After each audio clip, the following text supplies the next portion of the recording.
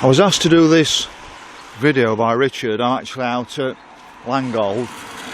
There's a big new development on here on Greenbelt. Don't know if you can see it through the trees there. You certainly see it quite clearly here. And I do have a big concern about building on the Greenbelt for a number of reasons. Major reason is we're only producing 60% of our own food. And we've got a massive issue with immigration coming into the UK. We were promised after Brexit that they control the immigration. I think we've got something like 50,000 people stuck in hotels at the moment. See a little bit there through the wooded area.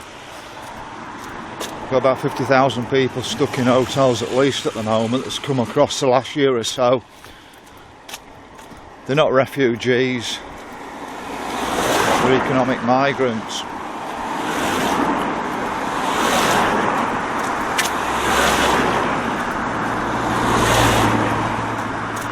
A few years ago, probably about 15 years ago, they put a plan forward to expand Anston and Dinnington, the S25 area, by about 100%. So instead of being 20,000 people, it was going to be 40,000 people, so double the size and make it the same size as Worksop. We kicked back against it, but I suspect they're going to try and do it by stealth, and they've done 2 new developments in Dinnington, which is just up the road from here. And one of them was actually on the old welfare ground, and the local people believed it belonged to them. It had a football ground at one bit, it had a welfare hall, and it had an area for kids. So they basically allowed it to get into disrepair.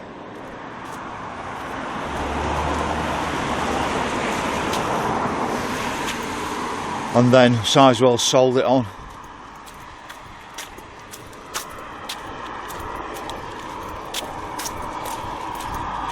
I believe in more sustainable development. I think I've seen some advertisement for this, and I think it says that they're building shops and various other things in it. But they're like communities isolated from the existing communities. They're not actually integrating them into our existing communities either. But I think the issue is, I don't believe that we need to build on the green belt. I think we need to build the right houses in the first place. I don't think we're building the right housing stock. I think there's plenty of spare houses, but we're not building the right housing stock. See the houses going down there. You can see I've walked quite a little bit out to Langold. It's right on the edge of Langold, and I'm going to come to some more on the left hand side next. So we need to be building more 1 and 2 bedroom houses, and why can't we just build them around the perimeter of as existing buildings, one house at a time?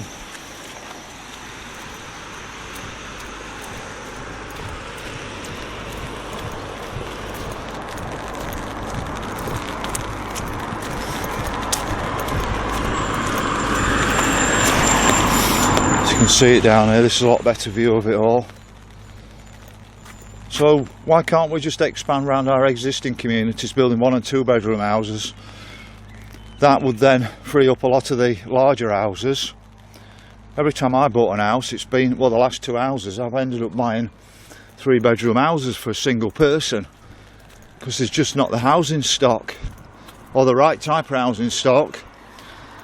And if I don't live in if I live in a 1 or 2 bedroom house, that frees my 3 bedroom house up. But I'm now walking from Langold down to Oldcotes, and you can nearly see this joining up with the next village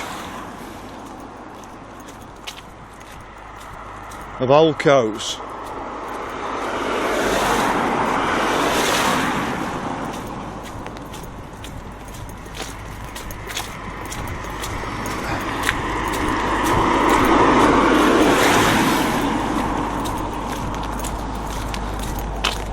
I think there was an article in the local Worksop Guardian,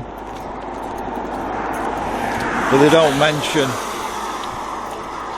our green belt being taken up, and that's the great thing about being able to vlog. You can actually put the truth out there to people. Just imagine how many loaves of bread this would be.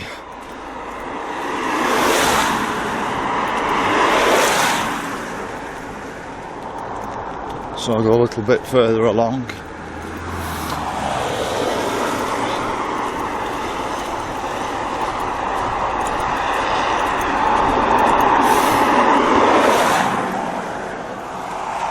So you can see, if I zoom in, I'll just zoom into Oldcotes down there.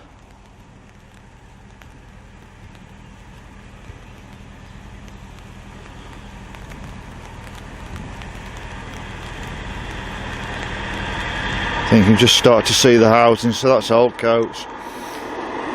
So we're not far from there. And then you can see the new development down here. And I don't know how many houses there will be in total. But my point is, if we're not careful, they're going to build on all our green belts. There'll be no breathing space.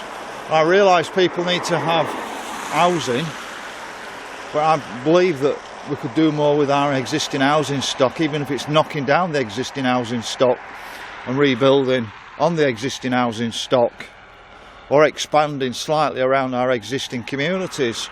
But we're not integrating these communities with our existing communities, and what's going to happen is, if you live at these places, you're going to end up in your car everywhere. People are not going to walk like I walk. I park my car further up. I have walked quite a lot. But can you imagine people on these housing estates walking all the way into Langold to the shops? I doubt it. And what we've seen is, if you look at Worksop and Gayford Road, they built massive housing estates around there, and I've never seen any facilities in the middle of these housing estates. So anytime anybody wants to go to the shop or anything, they're jumping in the cars. So if you talk about net zero, which I don't agree with anyway, but if you're a believer in net zero and you're living out in communities that aren't integrated into existing communities, you're actually causing the problems. So that's it really. I'm sort of going to do a few more of the estates. I'll start to show you around Dinnington what's actually happening there. You can see one development on one side of Dinnington and one development on the other side. But if you're not careful, they'll just develop everywhere. I mean, I have done a recent video on Waverley, and that looks like a 15-minute community.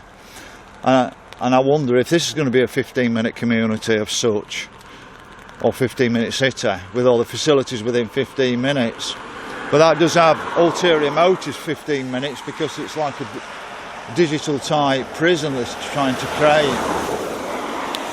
And what I'm saying is, it's a warning to people. I'm not saying it's going to happen, but if you don't realise what 15-minute cities are about, and you blindly go into them, then you could be creating a prison for yourself in the future. But I do understand, when I had a quick look on the internet at these developments, it mentioned shops and various other things, but like with Waverley, all Waverley have actually got in their community at the moment of 4,000 houses is a school, which is only a junior school. It's got a pub, and it's got a fish and chip shop restaurant, and then everything that they need, they have to jump in the car to go to it. So that's it. I'm just opening up food for thought with people. What greenbelt development's going off around you?